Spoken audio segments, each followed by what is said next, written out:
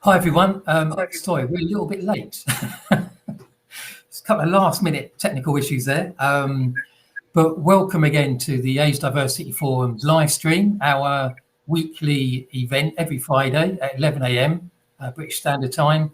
For 30 minutes, we're going to be here to discuss the challenges, the opportunities of age diversity, pick up some topical conversation that's going on right now, link that into the wider agenda, and hopefully provide some good knowledge and information that can help everyone in their age diversity approach. Because unfortunately, age as part of the D&I agenda is still down the pecking order in terms of priorities when it comes to inclusion and diversity. So we believe this is a great time to amplify the message that the Age Diversity Forum give of the values and benefits of an age diverse workforce. That is all being delivered under a new campaign for this year, hashtag Making a Noise. I'll mention that again a bit later on. But these live streams, it's all about disseminating those good messages, and we hope to make it as interesting and engaging as possible. So welcome. I'm Steve Anderson. I'm the Chief Exec at the Age Diversity Forum.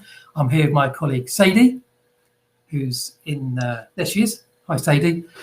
Sadie is our editor-in-chief of everything live stream and is behind many of our promotional communications activities. He's actually a student placement with us from Western College and doing a fantastic job. Thank you, Sadie. If I don't say that enough already, but thank you. This is we've done a few of these now. Well, we've done a few of these now. So I think we're getting better at the technical stuff. So hopefully you can see and hear us now across our YouTube channel, and just our YouTube channel is building now in terms of content. Again, Sadie's been really helpful in developing that. So after this this event, please go and have a look at some of the content we have there. And also, if you are watching and listening to us live, then it'd be great to hear from you. So there is a chat facility that you can use. So please do that, and any questions or observations, we'll gladly try to deal with those during the 30 minutes. And it is 30 minutes. We're going to be strict. We want to try and keep to that. And Sadie will tell you, I find that quite difficult. But anyway, we're going to continue. So thanks again for everyone for watching. And I would say as well, just quickly, you may be watching this subsequent to the live stream, because this will be available across our LinkedIn, Twitter channels and website subsequently, because we want to keep sharing the message and promoting the values of age diversity. I mentioned the Making a Noise campaign, so a quick plug for our monthly international journal, type newsletter. Each month, particularly together with our US collaborative partners and led by Jim Tabazinski, who's based in Ohio in the States. We put out a monthly newsletter, say a journal, in the form of a online web page for our website, where we cover things like age diversity without geographic boundaries, the whole intersectional nature of age in the whole D&I agenda, the multi-generational groups, all huge topics.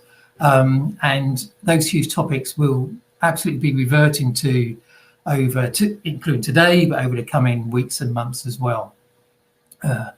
So in terms of today's topic, and as the name suggests, today's topic is, we try to identify a very topical discussion that's happening right now, and across those big topic areas, those big discussion areas of location, geography, of multi-generational groups, all the different, from baby boomers to Gen Xers to millennials to all the different groups where, up 4 or 5 different generational groups you can find now within an organization. So how do you get the best, how do you optimize and encourage that working together for those groups to remove barriers to get the best out of everyone?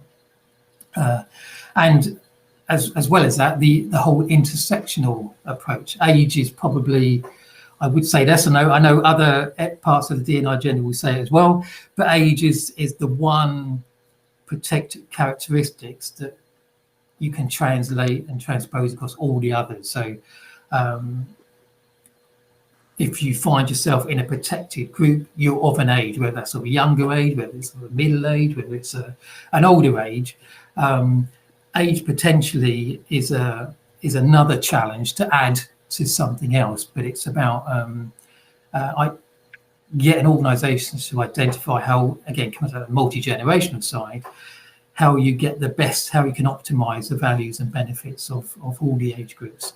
So whatever their age, everyone deserves equal opportunities, and we like to celebrate those opportunities and that equality of age. Another plug and promotion for our Champion Age Diversity Day, held on June 11th, and it's June 11th again this year. This is our 3rd year, where it's, again, as I say, just an opportunity to celebrate everything age diverse in the workplace. We had some really good events last year in terms of global leaders speaking on panels, talking about how they particularly champion age diversity and what it means for them. This year we want to ramp up a little bit more, using the Making a Noise campaign as a vehicle to attract and engage. So we'll be talking about that more. We realise we're getting quite close, within 3 months now. So we'll over the next few weeks, we'll be setting out timetable of events for the day and how you can get involved individually or as organisations in showcasing, highlighting age diversity on June the 11th. So this week we saw an article in the New York Post that really, it was identified by, say, our colleague Jim in the States. And it really just highlighted everything I've just been talking about in terms of geography, in terms of age and multi-generations, and in terms of the intersectional challenges, opportunities that exist. And it stuck out again. I think last week I spoke about some intersectional data that had come out of the Institute of Coding, where through one of the particular programs, there was a focus on gender balance. What materialized in terms of resulting data was a real identification of multi-generational groups responding to opportunities.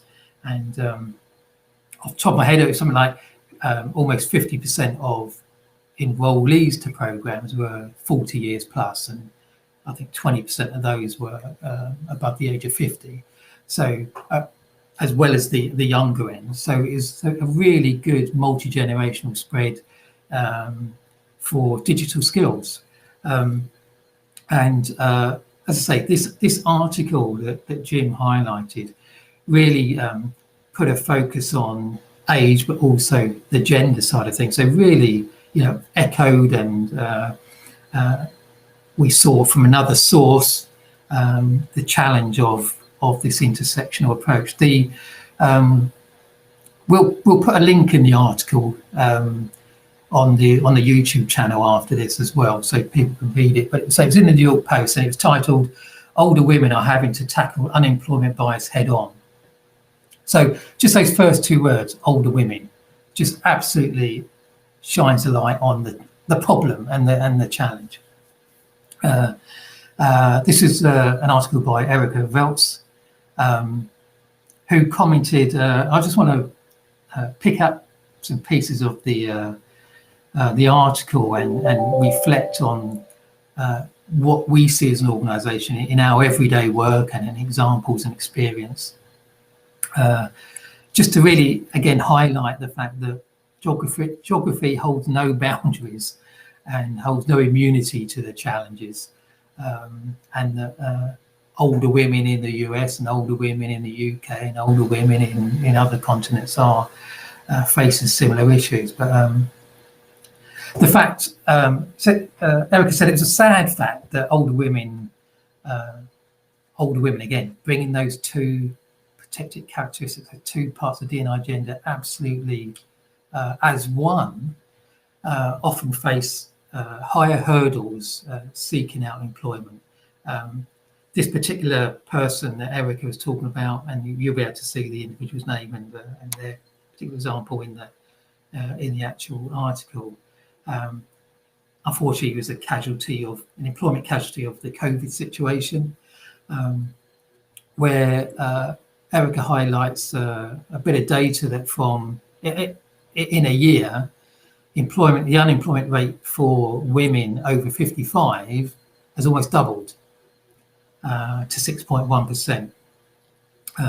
This is reflecting some data and some output from ARP, the American Association of Retired Persons. Those of you who operate in a diversity environment will hopefully recognise ARP as a very credible source for information and data. But it goes on to comment that age discrimination, as part of the older women aspect, age discrimination is undeniably a prohibitive factor when you're putting yourself in the mix for a new employment opportunity. Within the article, there's some talk about some of the benefits of older workers can bring to the table, some of the softer attributes, and this is an area that we hear all the time from organisations, big and small, huge organisations who identify softer skills, those interpersonal skills, problem solvers, collaborative and partnership type people who engage with various situations and various experiences are very much a positive attribute and a valuable asset to bring to an organisation. Unfortunately, when one applies for a job, some of those softer skills it's not a tick box exercise as some of the processes are, and we'll come on in a minute to actually the other side of the process there about what happens once you have applied and maybe the response you get or don't get. But again, just the fact that these attributes are being highlighted as positives again, in the most recent article in the New York Post, it shouldn't be shocking to us because we've known about these things for years now, but I guess it's still shocking to talk about gender balance. So why should we be surprised that we have to keep reiterating messages? So again, as the Age Diversity Forum and this whole live opportunity, this is why we're here. We're going to keep putting out the strong positive messages for the benefits and values of age diversity in the workplace. What I thought was quite interesting, this particular individual was finding it a tough re-entry, actually having spent over 20 years in human resources. And it goes on to, when I talked about, things being a surprise, this particular individual, after spending 20 years plus in human resources, began to find that through the process of applying and getting some traction in just getting interest in her as a viable candidate, I've highlighted this in red. Actually, human resources many times are blockers.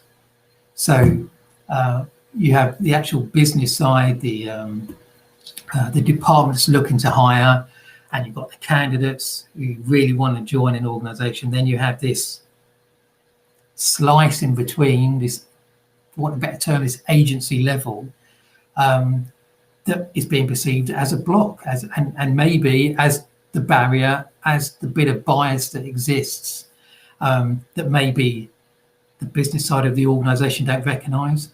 The candidates obviously don't want to be have any bias against them, whatever their particular characteristics, whether they're a woman, whatever their age.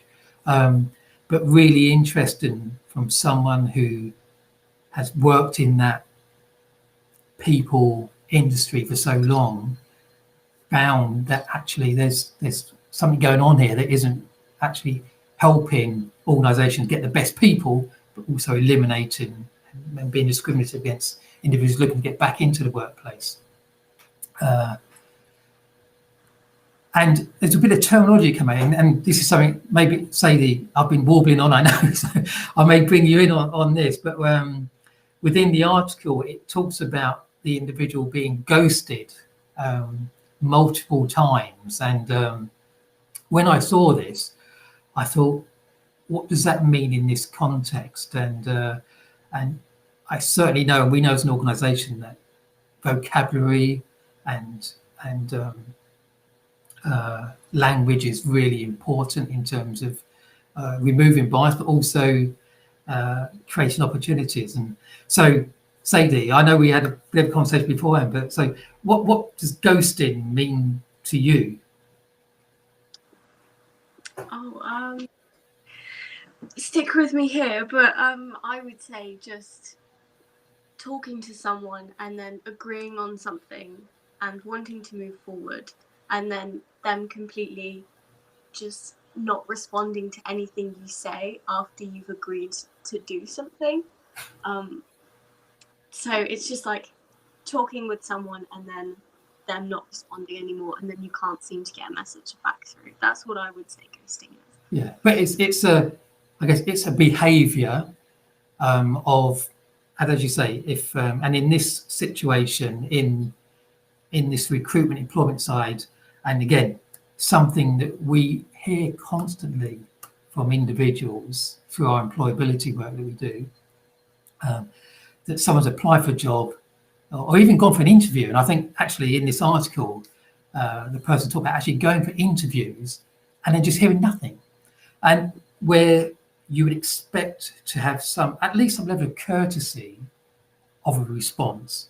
But the fact just to hear nothing, to hear ghosting being used, and ghosting as dare I say, a sort of relatively new bit of terminology, and from your perspective, how you understand that. And I guess, Kirsty, ghosting, as you described it and as you would, how it'd make you feel, you'd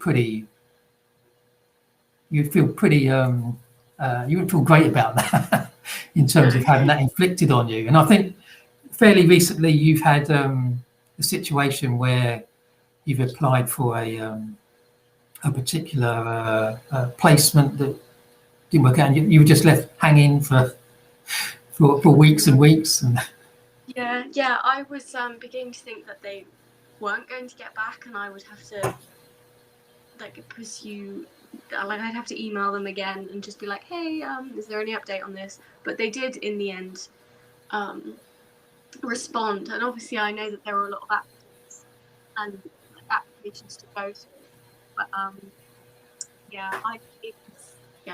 glad they got back to me, but it would have been. But in that response as well, you were saying, I don't know whether you want to say this, but in that, if I just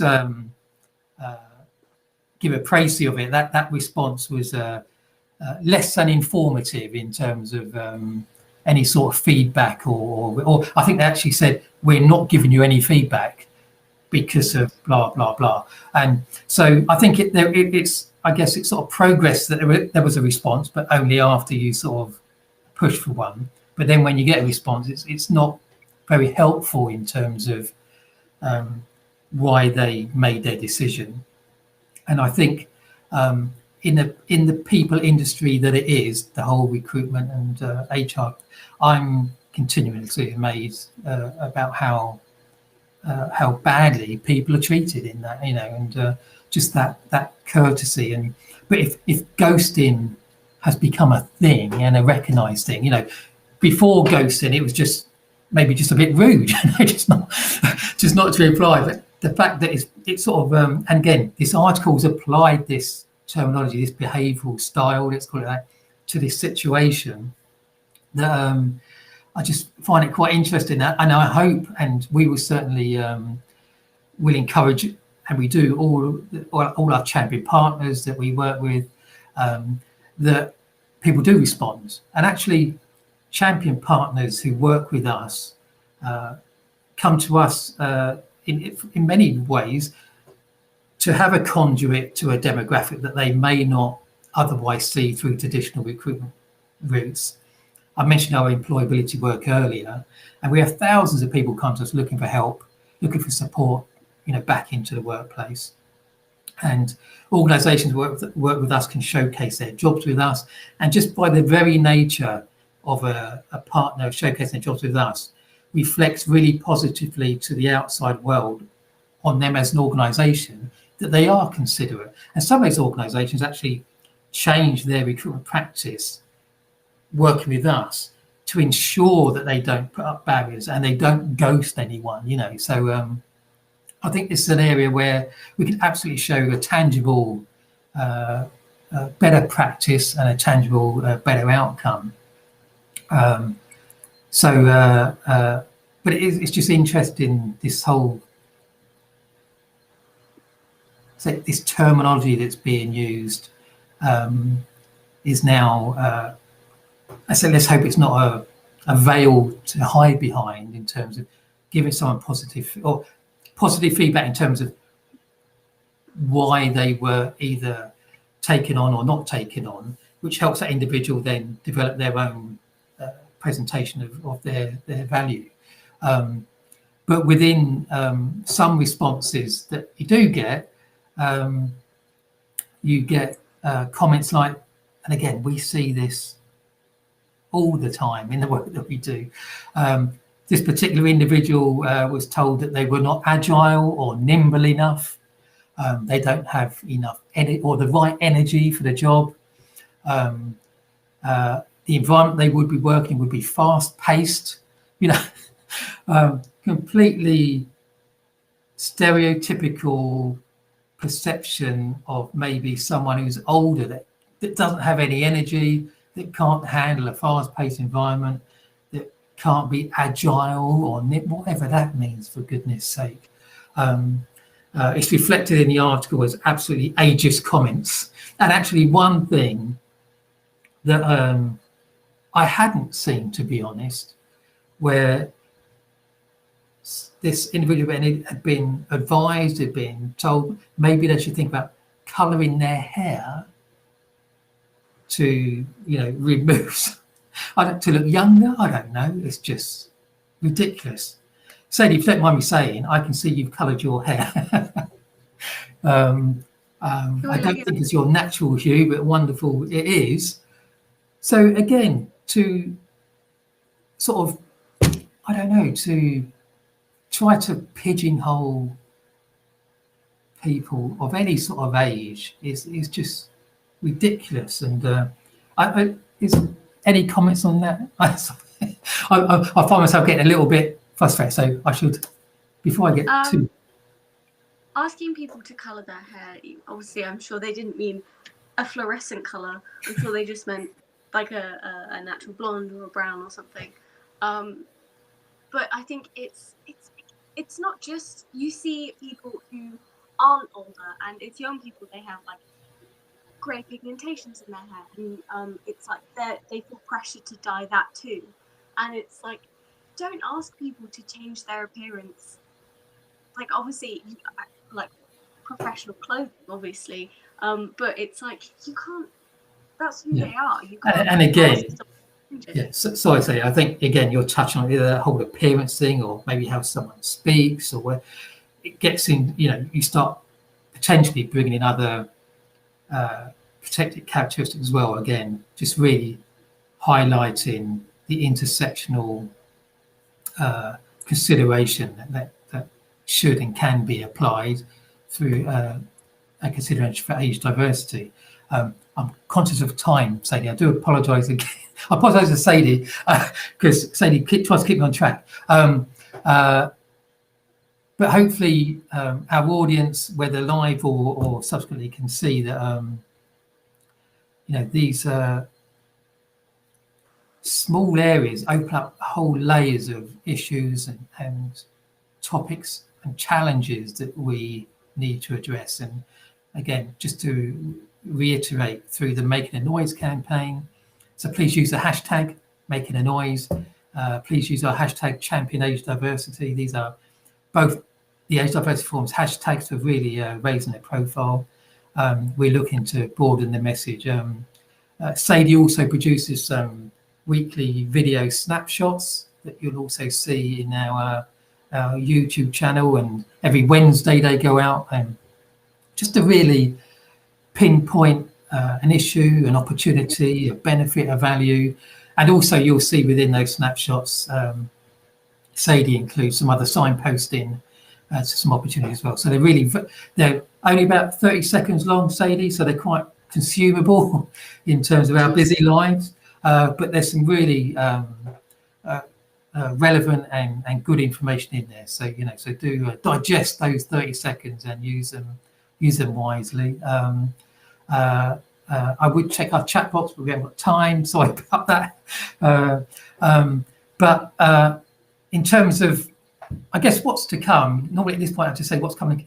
What's to come is, I guess, is more the same. We're going to reflect on topical issues, topical questions of the day, but link that to the absolute ongoing challenges that have existed, still exist. And again, coming back to what I said right at the beginning, this is why it's so timely to amplify the message of age diversity through Making a Noise. So please join us on the journey, is our other little mantra, to make a noise for age diversity. I know Sadie's been putting up hashtags and links and things. Please use all those when you can. Follow us on predominantly LinkedIn, Twitter, YouTube. These are our three main media areas that we decided to really pump out the Making a Noise message. So please get involved.